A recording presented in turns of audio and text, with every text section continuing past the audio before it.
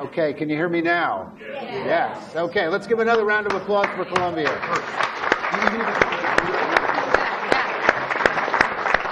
Great to see so many smiling and happy faces and people reconnecting and on such a great day.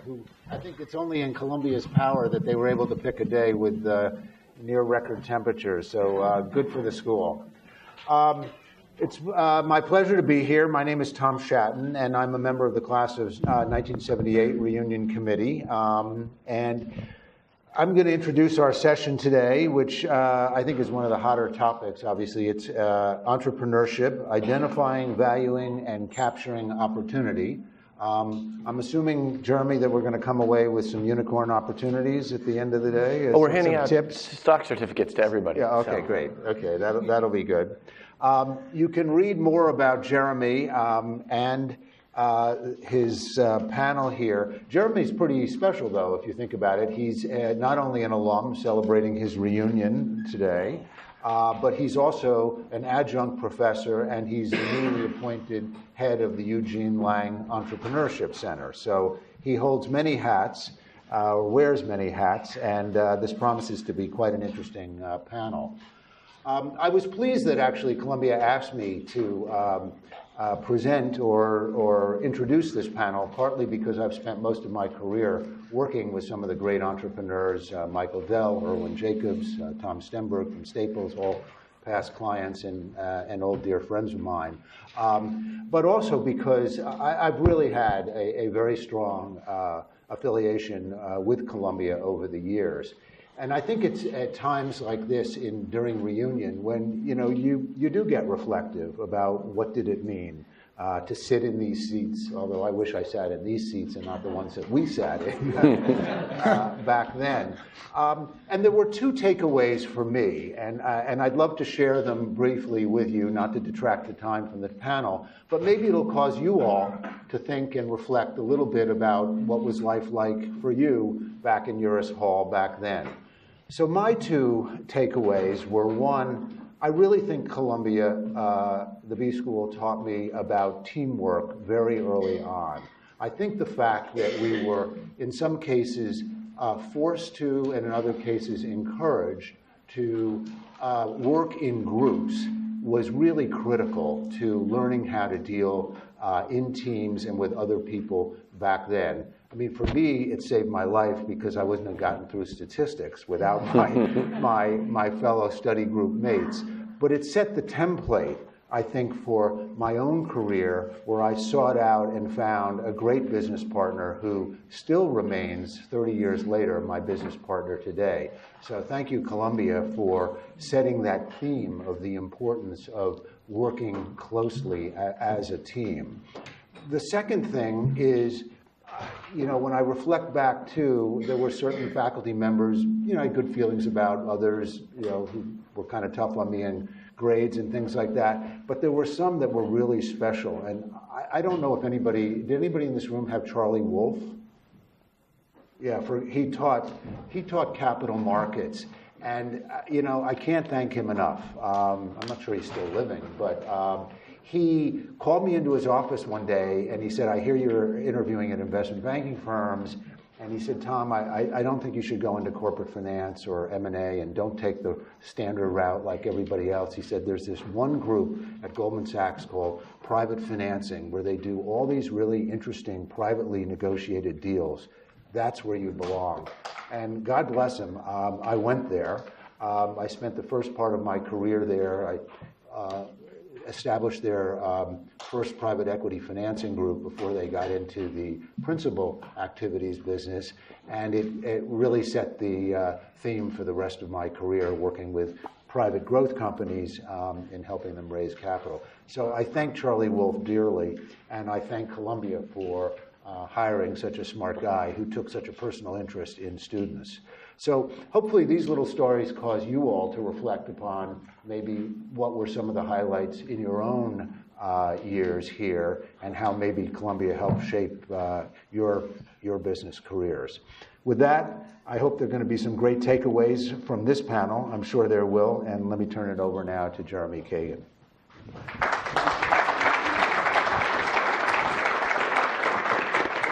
Thanks so much. I'm very excited to be here because I'm also my 20th reunion. Very, very scared that actually is the number. And it's great to see everyone here. There's so much interest in entrepreneurship. When I graduated and started a company, I was that weird guy who was starting a company. It was not a very common thing.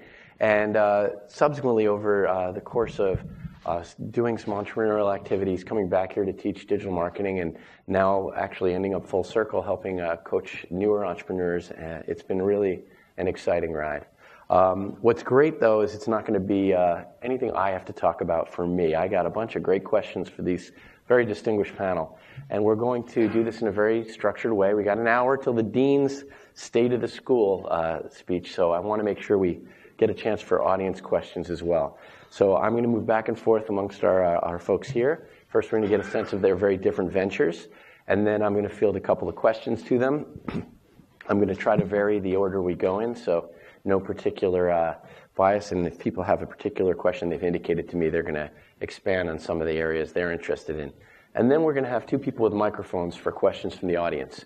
And the only caveat I have there is if it's something you should buttonhole the person in the lobby afterwards because it's more of a one-to-one thing, I'm going to ask you to table it and do that. If it's, but whatever the question is, I'm going to hear it, repeat it more broadly to them, and try to just keep things moving along.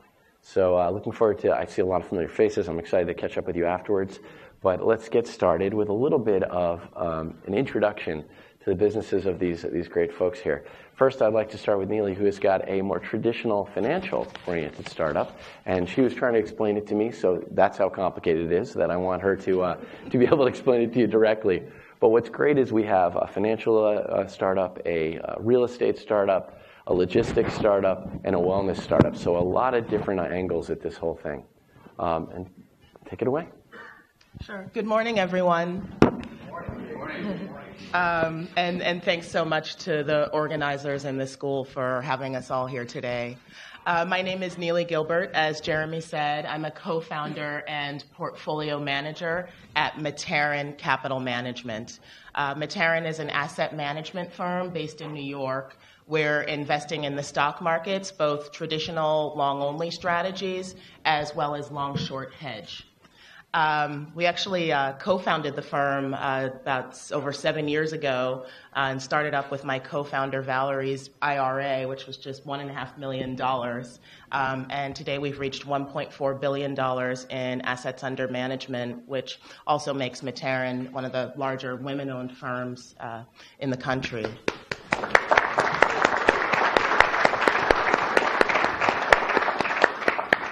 The other thing I'll just say by way of intro is that the portfolio management team that I sit with today is the same one that I joined when I graduated from Columbia back in 2003, 24 years old.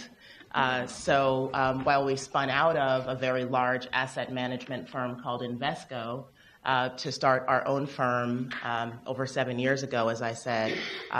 We've been doing this business with the same people for a long time now, almost 15 years. That's actually great with the retention there. And Robert is someone I've just met tonight as well, or today as well. But what's really interesting is I was wondering why I hadn't caught up with him. And apparently it's because he runs marathons, all 50 states, so I'll never catch him. But it really does beg the question, not District of Columbia?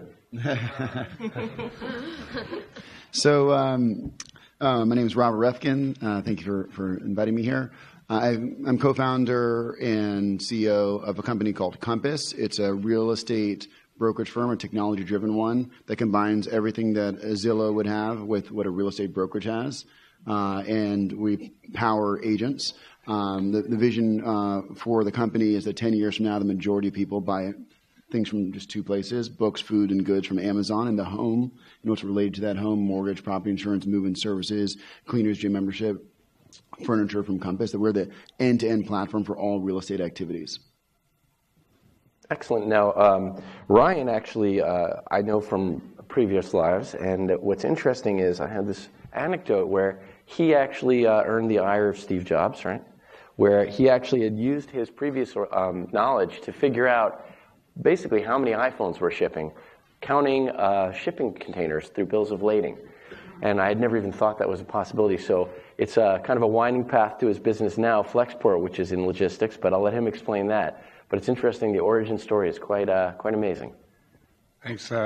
Welcome back to school, everybody. So my name is Ryan. I'm the founder and CEO of Flexport. We are a freight forwarding company. Our mission is to make global trade easier for everybody. So we think that trade is important. It's a fundamental aspect of humanity. What actually separates us from the animal kingdom is that we can exchange things with one another. And it's way too hard. If you've ever tried to ship something between countries, if maybe you work in these companies, it's a kind of a nightmare of paperwork and people trying to rip you off. And so our vision is to make that easier using software, give you visibility, control over your inventory, figure out where your stuff is, when it's going to arrive, what have you shipped, give you data, analytics, help you make better decisions to run your business. We're about 5 years old. We've now raised $302 million.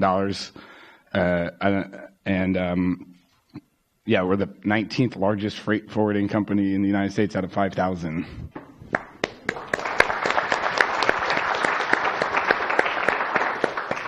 And Liz, actually, I know also through a previous life where we worked together at WeWork downtown, where the Columbia Startup Lab is. And aside from the fact that I know she's quite the hustler, working all the time, she's always in motion. So I guess that's a really good segue to being an expert in wellness. Let you tell a little bit about Exuberancy.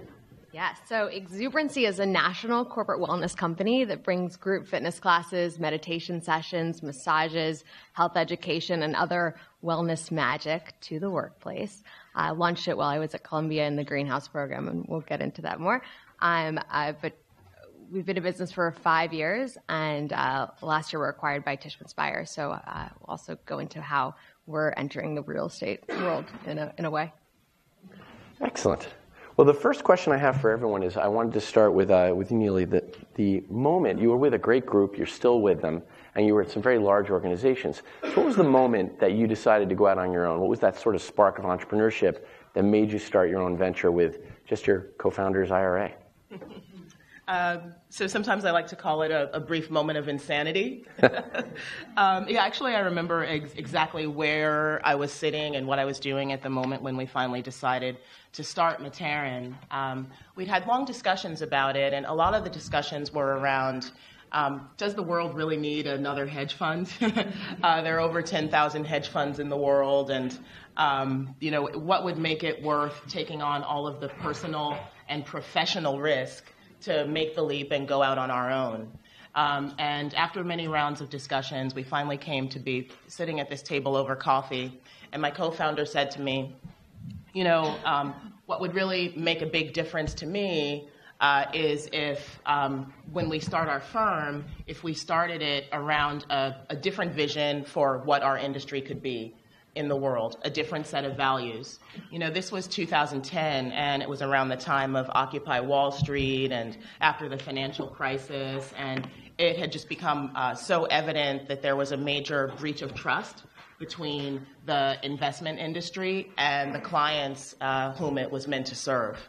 And so we talked a lot about what would be some different practices, what would be some different values, how could we build our culture differently that, first of all, would make our firm a special place to be, and then aspirationally, if we were able to be successful, maybe we could set an example that others could see and even follow.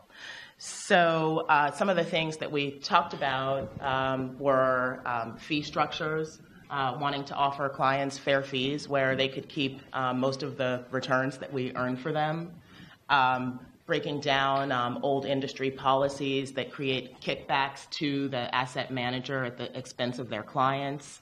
Also a very high level of transparency and communications, just so that our clients really understand what we're doing with their money, and trying to use the platform of our firm to raise the volume on a more sober conversation about what it takes to be successful in investments. Again, so that not only would we, through our craft, hopefully be able to generate great results for our clients, but to be able to offer thought leadership that could make a difference in the industry more broadly. And it seems to be keeping your team around quite happy too, so it must be a good culture. Robert, any similar stories of like the spark that led you to your current venture? Yeah, so the spark actually came from Colombia, so thank you for that. Yes. You produced a gentleman named Cyrus Masumi, who was founder of ZocDoc, and we were having lunch, and he asked me, so I was working at McKinsey, then the White House and Goldman Sachs, and when I was at Goldman, he asked me, do you think about your job in the shower?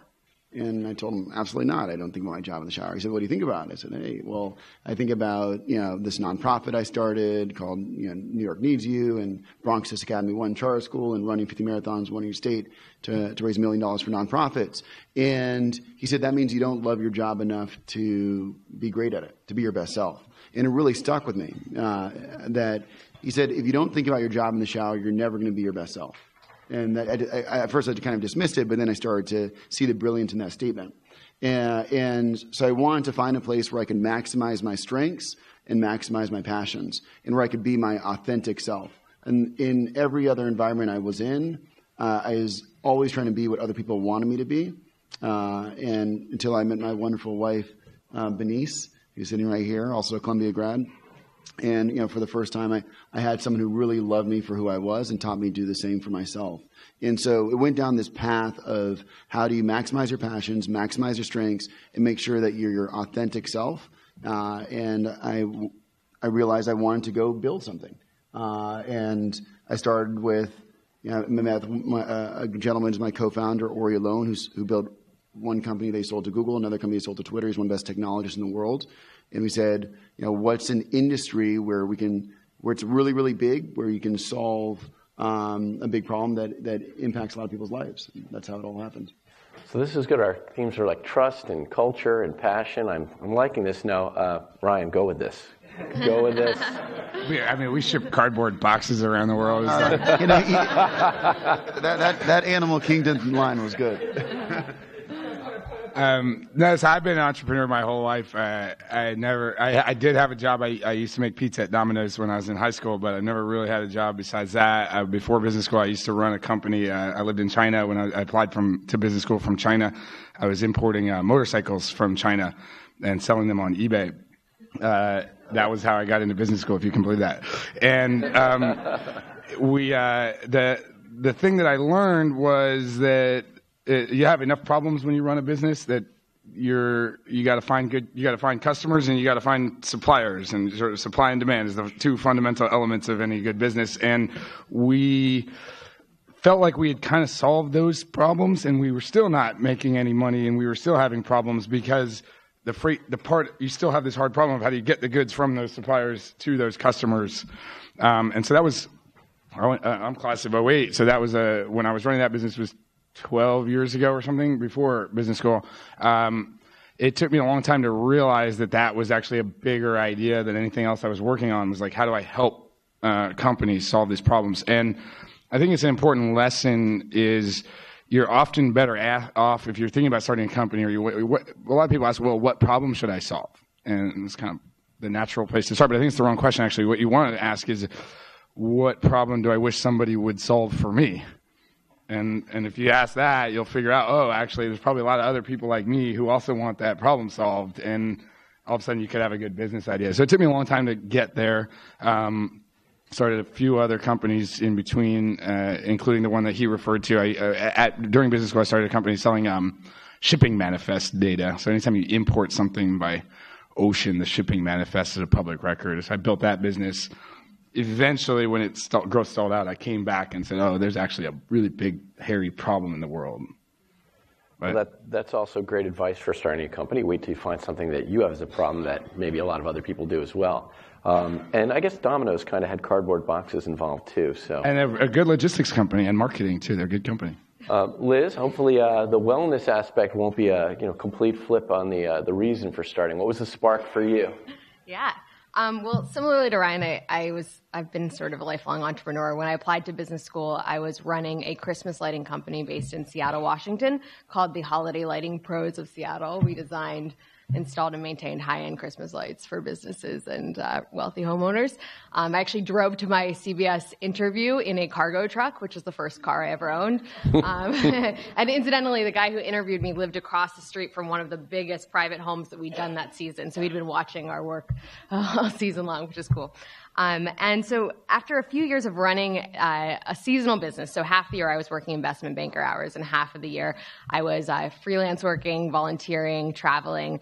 I, on paper, was living this very kind of fun, adventurous life, but in reality had very, very little balance, as you can imagine, in my life. My stuff was sort of scattered between my parents' house in D.C. and Seattle and storage unit in New York City.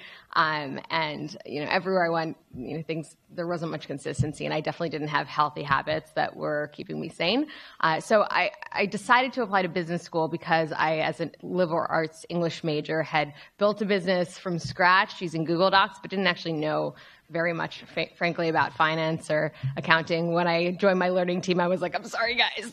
I really, I'm learning this for the first time. But also when I got to school, I just, by nature of coming to a full-time program, started to have a lot of routine in my life. Obviously, Eurus is right next door to the gym, so I started hitting the treadmill regularly. I had the luck of taking a class with Deepak Chopra here, who was a guest professor, Just Capitalism and Cause-Driven Marketing, which I think is the most confusing name for a class, but he taught us to meditate, which was really cool. And so I kind of introduced that as a regular habit into my life. And so then before I even thought about it as a business idea, I had this sort of personal epiphany around self-care. And within a few months of adjusting these habits, I was sleeping better. I met the person that ended up being my husband. Everything just started kind of falling into place. And so at the beginning of my second year in launching new ventures, I was vetting a lot of different business ideas, and I stumbled upon corporate wellness and was like, oh my God, all these things that I'm always talking about with my classmates and that are so inspiring to me, there's a whole business around this. And I got really fascinated by the idea of the return on investment in corporate wellness and that these programs could effectively pay for themselves. Originally, I thought that the employers would only pay us if their ROI was proven, which ended up not being the simplest idea. So in my second year, I convinced the Dean of Students office, Nili Gilbert, to pilot with Exuberancy and to run a program for their 25-person office. And they paid us cost, but they paid us money to do it. And so I got to really test the idea while I was still in my last semester of school with a population that was right here in this building, which is really cool. Well, I'm very pleased to hear that across the board, we've had really good, meaningful themes of transparency and trust for the industry, finding a way to really excel and think about your business in a passionate way, solving problems for other people, not just yourself, which you had success solving problems for yourself, but this was actually a bigger platform for you, and making sure other people get the work-life balance you found. That's pretty amazing. So I think the only other comment I'll make there is it's nice to hear that some of you have mentioned some of the Lang functions that have really helped you get there, which makes me feel very good. What I would like to ask you now is a question that maybe will be harder for you to pinpoint in the timeline. And I'll start with Robert and then move back and then go over to the other end again. Robert, if you could tell me sort of when you started the business, was there a moment when you realized it was a real business? It wasn't just an idea and a passion you were pursuing. It was becoming a real thing that you could build a future on. Was there an epiphany in some way? I think so. Again, in my background, agents, there are 2 million of them in the country. They are the largest underserved customer base in the country. That means 2 million people that have never had a great company built for them. There's no Columbia Business School. There's no Goldman. No one's ever left Google, Goldman, McKinsey, or any place to make agents' lives better. My mom's been an agent my entire life, and I saw this firsthand as she moved from firm to firm to firm, always hoping that some company would help her give her a better quality life and to help support me more. The moment where I realized we were really onto something is when I believe you have to learn from reality and be solutions driven, just in life and as a company. And what I mean by that is good leaders have to be good learners, and by definition, to be a good learner, you have to be a good listener. No one listens to agents. And so I started realizing, I started hiring agents, no one listens to them. They have tons of ideas, they know what they want, but no one's listening. And then no one's coming up with solutions. And so if you're being chased by a bear, you just need to be faster than the second person. And the second person, I realized, who is that? It's a broker. What do you say? Or trip them. Or trip them. Well, fortunately, we don't have to trip them because they're brokerage firms. Brokerage firms don't get better. So if you ask an agent, what do you have today that you didn't have a year ago?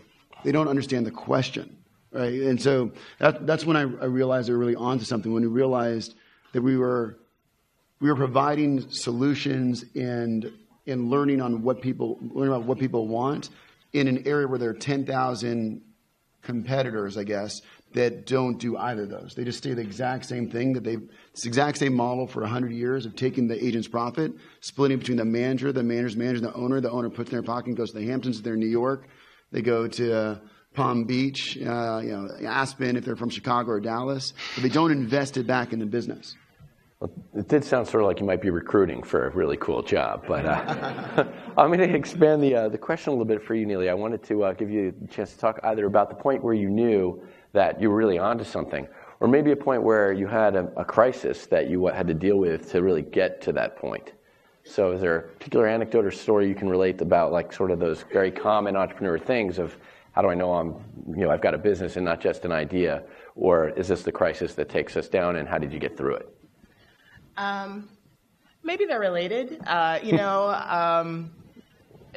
mentioned that we started our firm with only $1.5 million in assets. That was my co-founder's IRA, and we wanted to build an institutional asset management business. And it's really hard to gain clients when you don't have any in the institutional space. People kind of smile and nod at you and say, this all sounds so great, what you said about your values and the industry or whatever. Come talk to us when you have some assets. So it creates this chicken and egg problem where, how do you grow to be able to grow?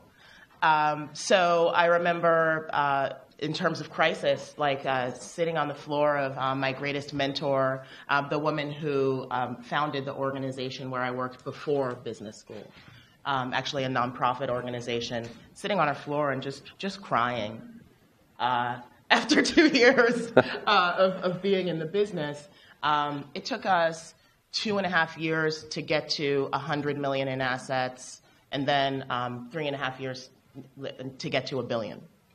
But this was 2 years in, and so we had like 16 million in assets. We had self-funded the whole company with our own savings. And we were managing our own money, and so we had taken on all this professional risk, personal risk, and I just didn't know if it was going to work.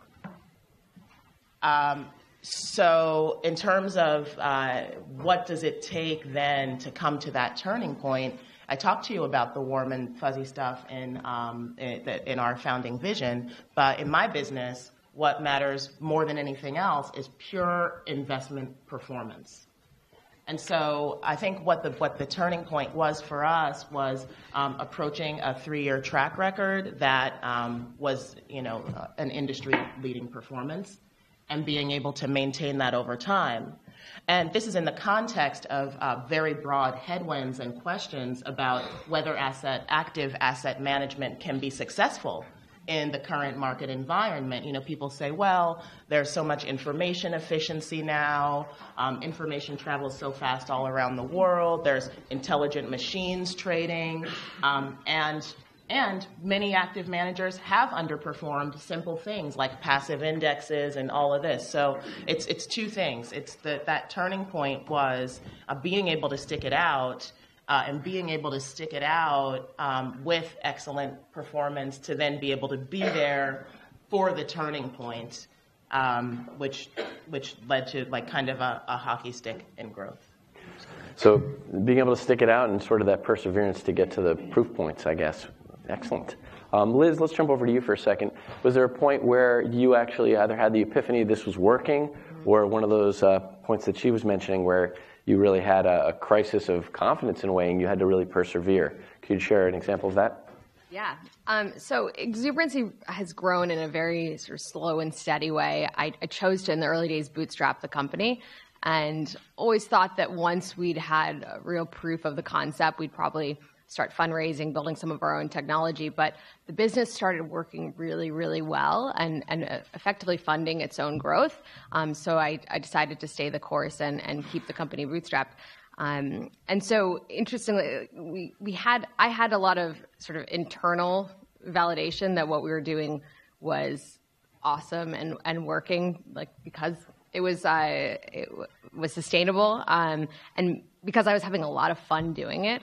When I was in high school, I actually worked at Ben & Jerry's and had a bumper sticker on my car that said, "If it's not fun, why do it?" And when I got to college, I was like, "Oh, that was so silly. That was juvenile."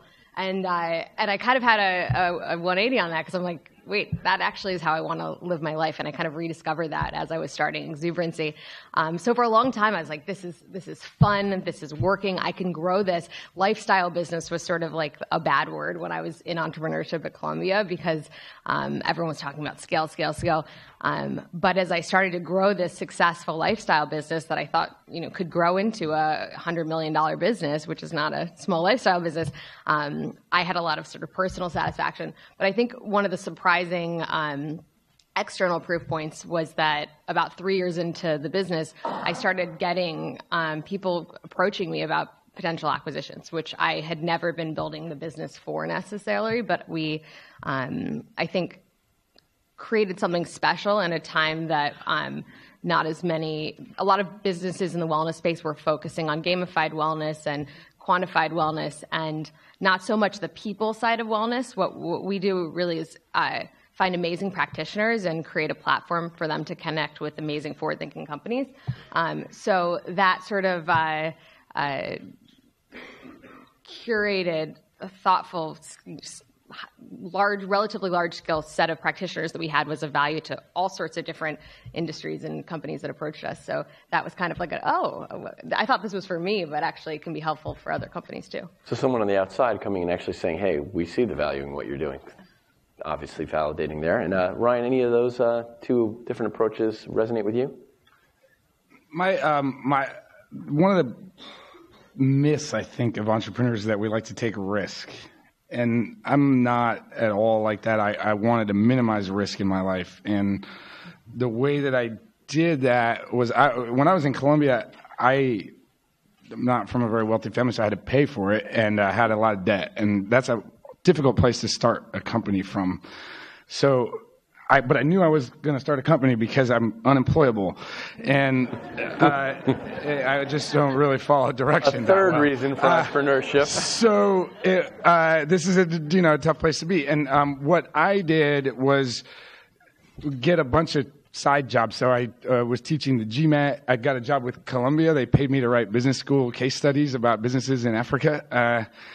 And what was my other one? And I was helping businesses optimize their website for Google search. So I had 3 different side jobs. That way it couldn't fail. I set my life up in a way that now I can experiment. I bought myself time.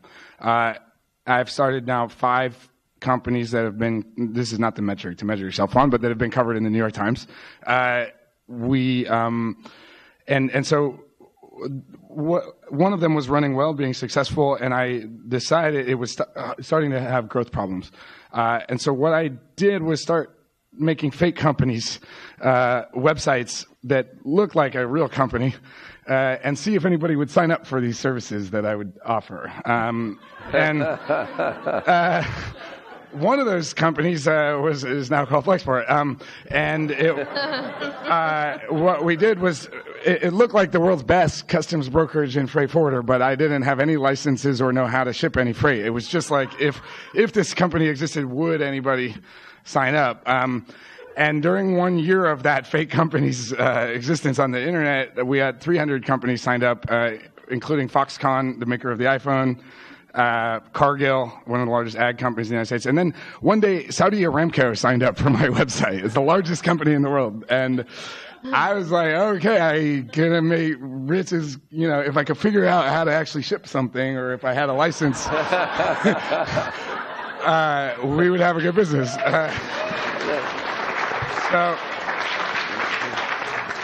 It was another 3 years before I passed the FBI background investigation required to be a customs broker, and 8 years later, here we are. Well, that is not only a great story, but I think I speak on behalf of the whole room when I want to know what of the other websites that, you know. Oh, some really dumb ideas. One of them, and I guess I teach sometimes. I don't know if I teach. I come and speak. I get invited as a guest speaker here, and I've been ridiculed, including for the Flexport idea. The people thought that it was a really dumb idea in the class. One of them was, some of them were dumb ideas. Flexport was not. One of them was a website that allowed you to take any point on a map and then pick other points on the map. And then we would send you a sign. You know those signs that then have directions at how many miles it is to the, like it was actually, that was a really dumb idea.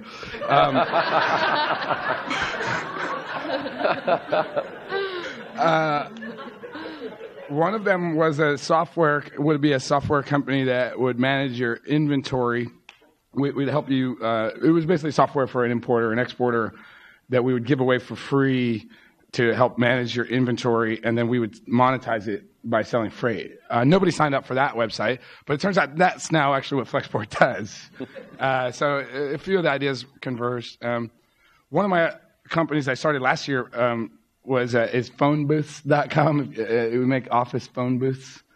It's too loud. One of the problems that no one talks about is the world is too loud. And it's now making $12 million in sales and very profitable little side hustle. You just can't help yourself. I didn't do it on purpose. It was like... All right, well, I think that's excellent.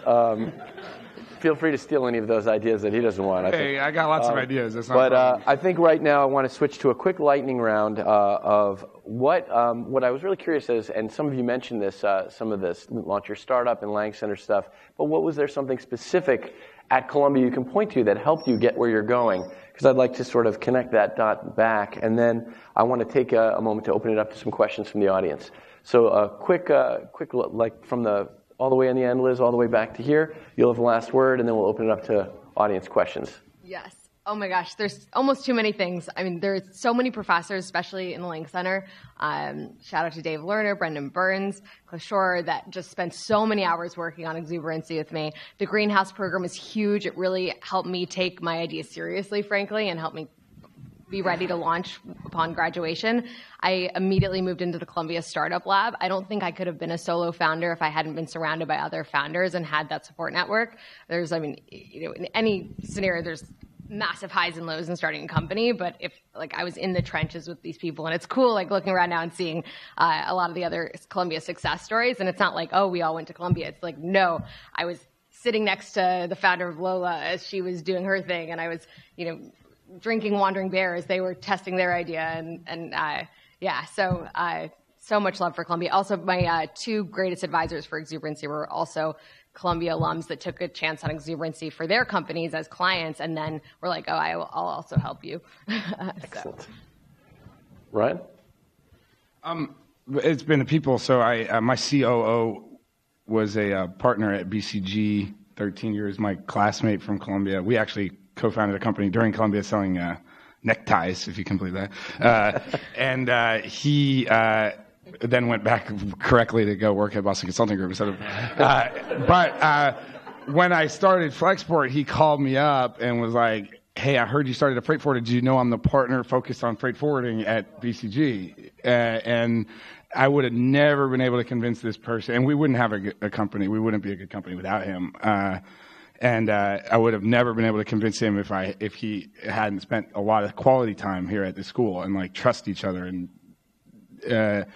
it's the people, right? It's and so we now have 7 Columbia MBAs that work at Flexport. I think I should get an award for hiring the most Columbia MBAs. I'll see what I can do about that. Is this okay? But yeah, it's been the people, and mostly, we talk about the network, but for me, it's just the friends, and be friends with people who are awesome, real business leaders. I wouldn't find that as an entrepreneur just hacking on the internet, which is my background. So the community and the individual relationships you build are really good. Robert, do you want to add to that? I would just say, you heard earlier, Cyrus Masumi, an alum here, Cluster X. Jonathan Cluster X is my cluster. He started a company, ZocDoc, and then through conversation with him, he inspired me to start my own. And of course, your personal relationship. Of course, my personal relationship, exactly. My wife. Nili, last word on that? Yeah, so it's not entirely clear to me that I would be sitting here without my Columbia education. When I came to school, I was a career switcher. I came out of the nonprofit industry working for an organization called Synergos that does international development focused on poverty alleviation. When I left school, I went into quantitative hedge fund management. So, So you went from other people's poverty to alleviating your own. That's right. There's the continuum. Hopefully that of my clients as well. Excellent. So, I tried to be a really deep finance nerd, specifically a really deep pricing nerd, when I was here at school, and Columbia is an amazing place for that. But, I also, when I came to school, the reason I envisioned this transition was working inside of the nonprofit industry. I had so many questions about how we value things in society, coming from a values-based perspective. And when I was at school, I had the chance to do an independent study with Professor Ray Horton that was specifically focused on kind of taking all the work I was doing in pricing over here in my classes and figuring out how to apply those models to the pricing of intangible social and environmental goods. And my side hustle today is really focused on that work, deeply engaged with thinking about sustainable investment and how these two worlds of social change and environmental progress and the world of high finance, pricing and modeling can come together to try to make the planet a better place. So I'm extremely grateful to Columbia for both of those things. Excellent. And while I've totally enjoyed being able to monopolize your time, I think now I want to open it up to people in the audience who, with some of those great stories, we want to hear more. Could we get some mics out to some folks who might have questions? Anybody have anything you want to ask? Right over here. And if you don't, I've got plenty more. So. Thanks. Congratulations to all of you, and thank you for sharing and coming. It's very inspiring. My question is probably more relevant for Robert and Nili, because you all were in a bigger firm and made the decision to sort of step out. And so for many of us who might be at a firm and have entrepreneurial visions or entrepreneurial dreams, I'm curious to hear how you managed that transition in the decision making. You talked about what sparked it, but there's another thing to take the step and get. Maybe it's security, maybe it's not when you're in a bigger firm, but just talk about that process. Great. So what is it that maybe you can give as advice for people who aren't big firms, maybe comfortable and successful like you guys were, and make that plunge? Either one of you want to jump on that? Well, our team really looked at the business model of large asset management firms. We're coming from a multinational, S&P 500 listed, just very large asset management firm, Invesco, and looked at that business model and actually saw a number of things that we thought could be better for the client experience in a boutique structure, specifically being able to get control of the value chain that affects clients' well-being at the end of the day from soup to nuts. Because when you're at a large multinational firm, different decisions are taken in silos. Sometimes decisions that affect your clients are taken by people in towns you don't even know which town or what person. That being said, I think in some ways I took for granted all of the branding and kind of all of that professional cushion that you have around you when you're inside of a really big firm. When you start, again, on your own, nobody knows you. You can't take that with you. And there are a lot of things that you're going to have to learn how to build from scratch. And so I can see both sides. But I think in many industries and with the way that our world is changing, that there's a greater opportunity for smaller entrepreneurial firms to add a different kind of value in their industries than what the big multinationals can. Excellent. Do you have anything to add to that? Or? Yeah, I mean, you use the word dreams. I think you have to to be an entrepreneur, you have to dream big. Just there's no way around it. And you have to know there are many great entrepreneurs that have come before you, and from many more difficult circumstances. People like J.K. Rowling, who was on welfare as a single parent, unable to put food on her family's table. But she could have given up on her dream to be a writer. But 500 million Harry Potter books later, we're all glad that she didn't, right? And so I think you have to get energy from the challenges. And you just know the opportunities everywhere around you, that anything's possible. It is, you have to be somewhat delusional to be an entrepreneur. And so just understand that, but just keep on going again and again and again, and recognize that 99% of companies pivot. So it doesn't really matter what your first idea is. It matters that you just get on that train and start figuring it out. And the last piece I would say is you have to surround yourself with incredible people, because no one does anything alone. And you have to give them good economics. The biggest mistake that I think early entrepreneurs do is they're too greedy, and they hold the economics to yourself. And what that means is when you have that 99% chance that you're going to pivot, no one's going to be there with you. But if you gave out the economics, then they will be with you when you do have to pivot. I would add to that too. It's like you're probably not going to do it for the money, because the opportunity cost weighted and risk-adjusted return entrepreneurship is not a great way to make money. The odds of it working are pretty low.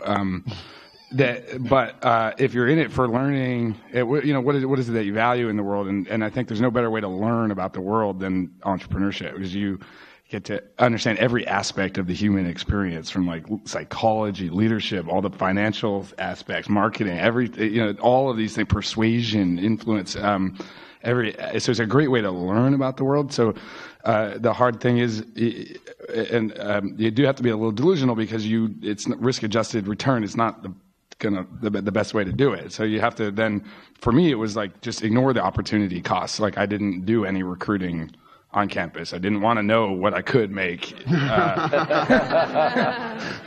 There's maybe there's a phase for that in your life, or maybe there's not. But I don't think it's going to be doing it for the money. It's like either you're valuing learning so much that you want to do it, or there's just a problem that you're like, the world, I need to solve this problem in the world. But it's not. You shouldn't do it for the money, because it's unlikely to be the best way to do it. Excellent. Well, maybe we can move on to this side of the room.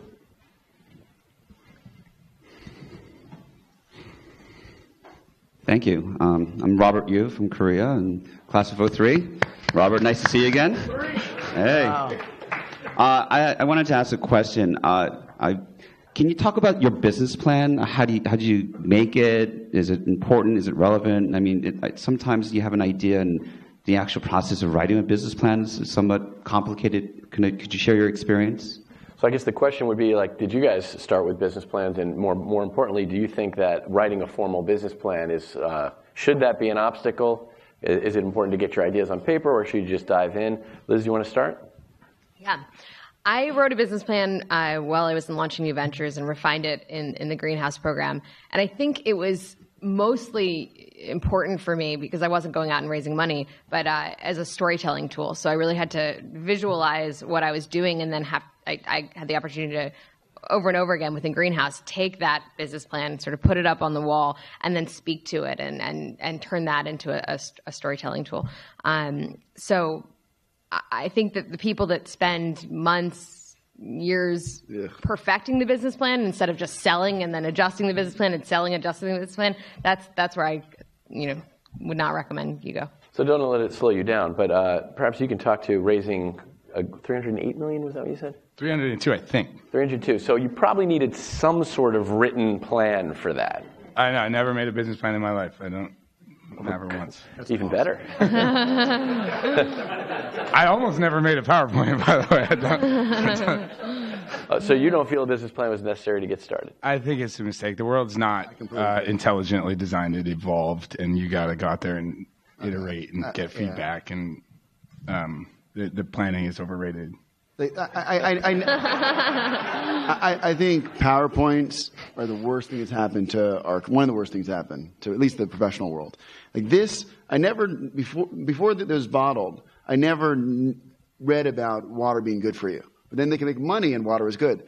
I think Microsoft PowerPoint came out, and then they started somehow getting schools to teach PowerPoint. No one reads a 20-page deck. no one listens. You just zone out when you start seeing it. So I actually cut out. There is a very, very difficult because I think people are addicted to it like heroin to really create these PowerPoints.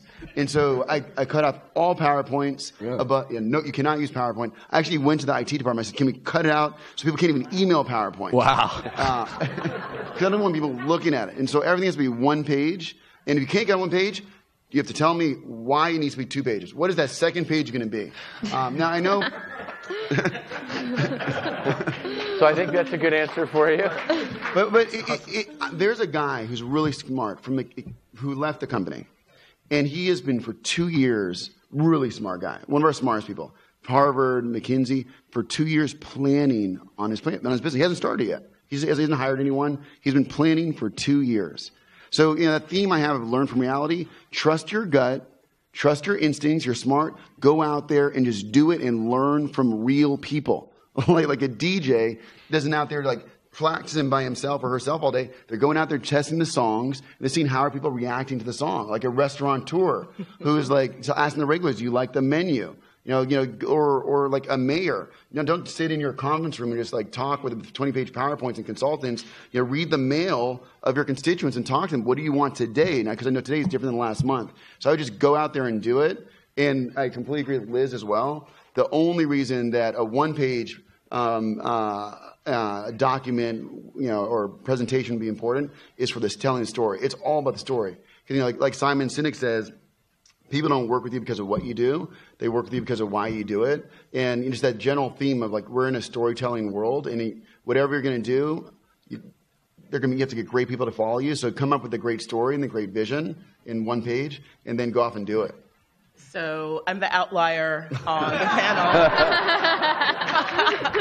I don't think that my friends from the class of 03 She's are getting paid by Microsoft to hear that for our firm we had a 20-page business plan as well as several Excel files forecasting. I would trust you with my money much more than the rest of us.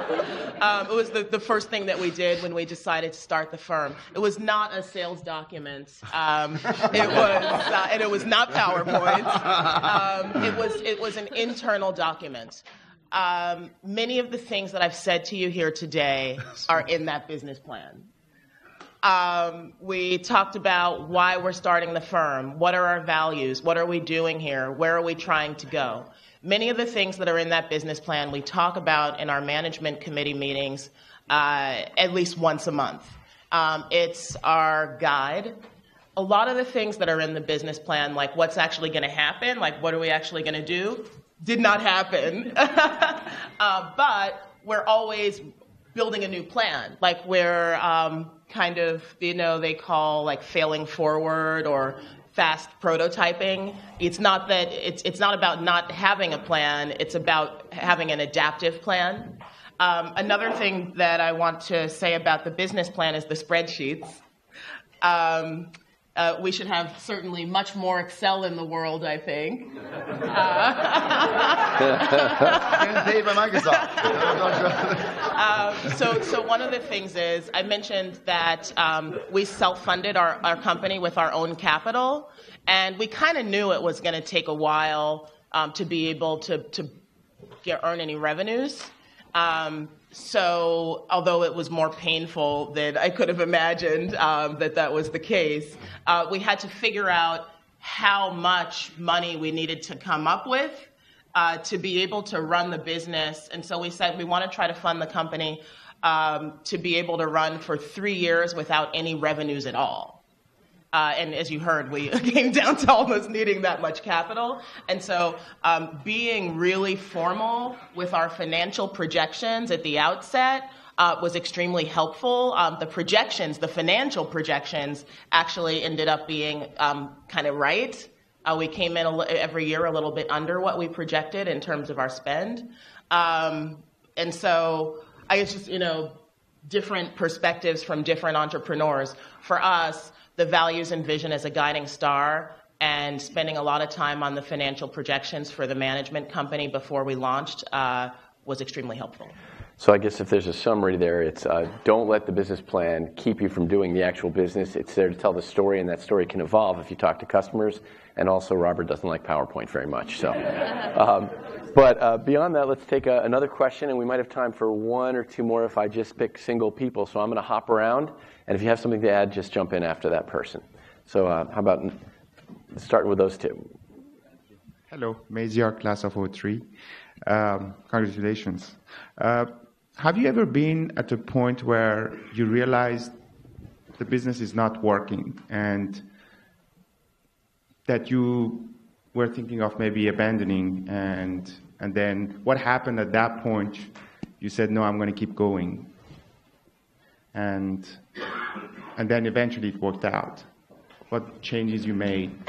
Yeah, so we started off trying to reinvent the role of an agent and make them salaried and discount and other things. It was not working. We raised our second round, and we realized quickly after it wasn't working. I told my co-founder we needed to go to commission traditional agents, and everyone wanted to fire me, so they went to him to create a coup. And we went out for cigars and we talked, and that's where he said, okay, let me understand. We can raise great money. We've since raised $775 million. We can hire great people. We have hundreds of engineers from places like Google, Twitter, and Facebook since. But if we can just use that to make these traditional agents more money, won't we win? Which every one of these businesses at the core are ROI. Google, Facebook, LinkedIn. It's all just return on investment for the person that they're engaging with, that's paying them. And so he understood that from Google.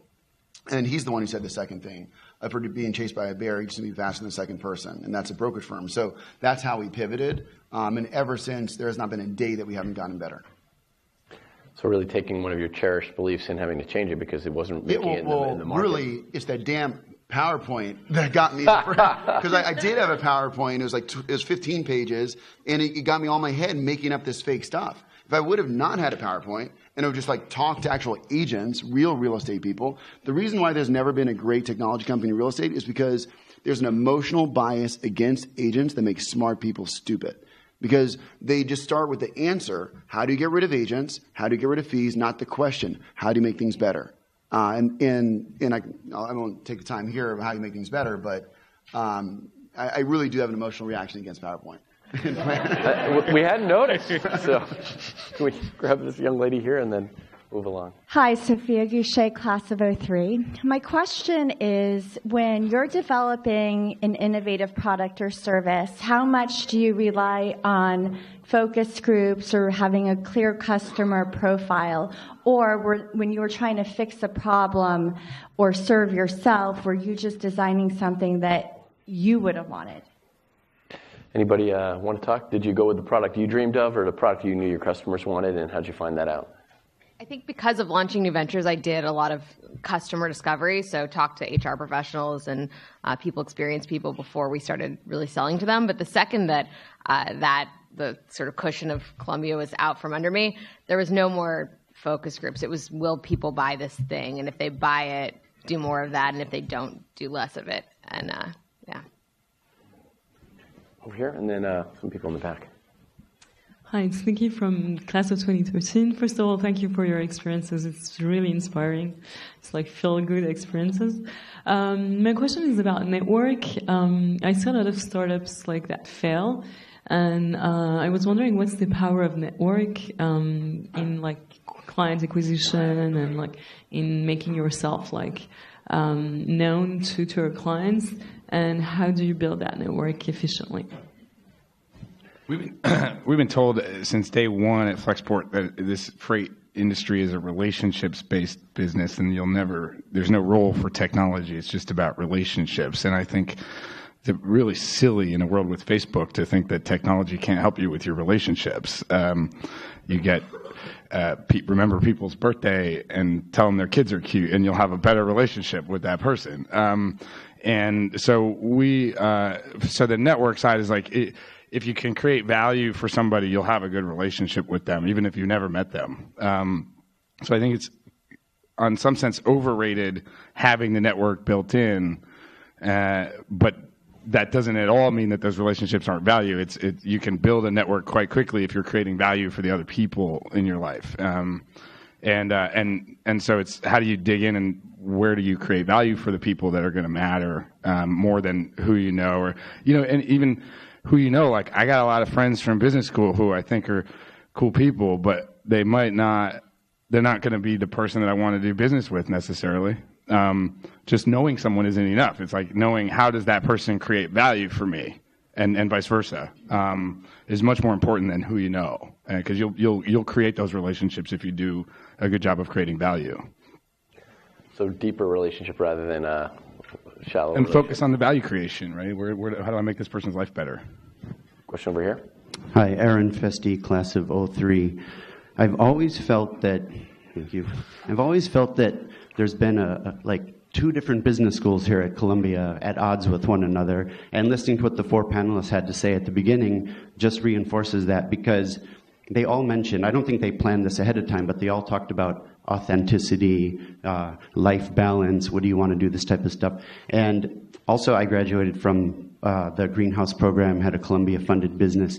And this was the kind of stuff that we talked about every day in those classes. It was like being in a therapy, how are you going to hold yourself together? What do what's your authentic self, this type of thing. Can I draw you to your question? I only have a little time for everyone. So the question is, can this kind of stuff be taught in the rest of the business school, or are we going to be sending like total wimps out to Goldman Sachs that will never be able to work there, and the rankings are going to drop? Because this is stuff that never comes up in the PowerPoint thing. We could only do a 3-minute PowerPoint in those classes. It wasn't allowed in there to do anything longer. So can this stuff be in the rest of the business school, or it would just destroy everybody's chance of making it in finance and consulting? Well, that's one I don't think we can answer here. I'll certainly. Well, this is I'll certainly bring the hatred of PowerPoint to wherever I can to make that up. But I think the passion people have as entrepreneurs is not something I wouldn't say you can teach that, but you can probably encourage that and nurture that. And that's definitely what we try to do, and we're trying to broaden that appeal at our center. I just want to push back on the notion that being authentic is somehow wimpy.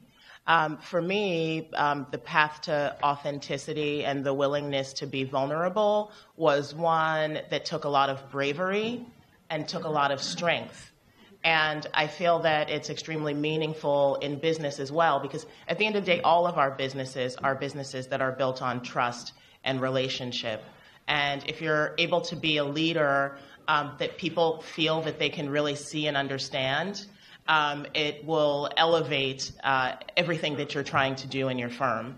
And so I think that the juxtaposition that you're setting up between authenticity and strength. Well, sorry, I absolutely think it's a strength. I'm just saying it's something that you don't want to bring up in the rest of the classes, I've noticed at Columbia, outside of the entrepreneurship. At least that was my feeling. Well, I think that was a great answer to end on for that angle. Then I'd like to move to a question, which I'm going to, as the game show says, phrase in the form of a question, please. We have limited time. The dean's on next. So, yes, please. I'll try to make it quick. I'm not from Columbia, but I'm married to an 08. I've studied in another MBA, so sorry, apologize. My question is really related to your lifestyle, because you said that you worked on it, and I'm an entrepreneur myself, a woman and a mother, so I'd like to know your life. I mean, your real lifestyle, that you have. Do you have kids? Did you manage to do it? You found a husband, but, then maintaining it is hard when you're an entrepreneur. Maintaining lifestyle is hard. So just how do you do it? So do you have any comments on work-life balance as an entrepreneur? I'd actually be, because I kind of have to live it since it's my company, I would be really curious to hear more about all of yours. But I will say, as an entrepreneur, I work probably way too much. I work all the time, when I'm in the shower, I'm working too.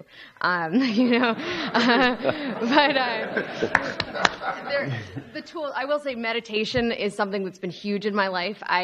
Through the Columbia Network, actually, another alum knew an amazing teacher and introduced us, and then he gifted me a really formal training with him when I had no money to spend on something like that. So that's been massive. If you download Headspace, I love Insight Timer, a free app for meditation, so that's massive. But no, I don't have children yet. I mean, that's like a next frontier for finding balance, but yeah. I would just say one thing about that. Part of being authentic for me, I always felt guilty my entire life because I obsess. I obsess about everything around me. I obsess about opportunity. And the reason why I said earlier that my wife was the first person to love me for who I am, because she loved me despite the fact that I was always obsessing. And I think it's a good thing because you obsess about what you love. I obsess about my kids because I love them. I obsess about my company because I love it. And so I don't think you should feel guilty if you don't have this mythical view of what balance is. You just be yourself, and whatever it is, it's cool. Because as you know, you're all the generation that watched Good Will Hunting. Your imperfections are what make you perfect, right? and so for the difference between me now, there's only one thing I can share. The difference between me now at Compass and me at Goldman, McKinsey, White House, here, Lazard, and every other part is I love myself despite my weaknesses. I couldn't care less. I don't think about them at all.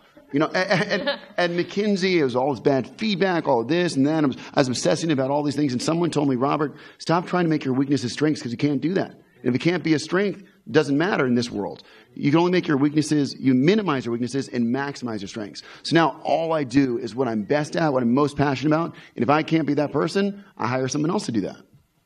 Well, that's actually that's a great point to take a moment and say thanks. I mean, I think one thing that came through on this panel was your passion for what you guys are doing. I hope you'll be able to stand, in the atrium here and just answer a couple one-on-one questions. There seems to be a lot of people who want to get your point of view on things, but we do have the dean coming in just a few minutes. So I just wanted to say thank you so much for sharing your passion and your vision.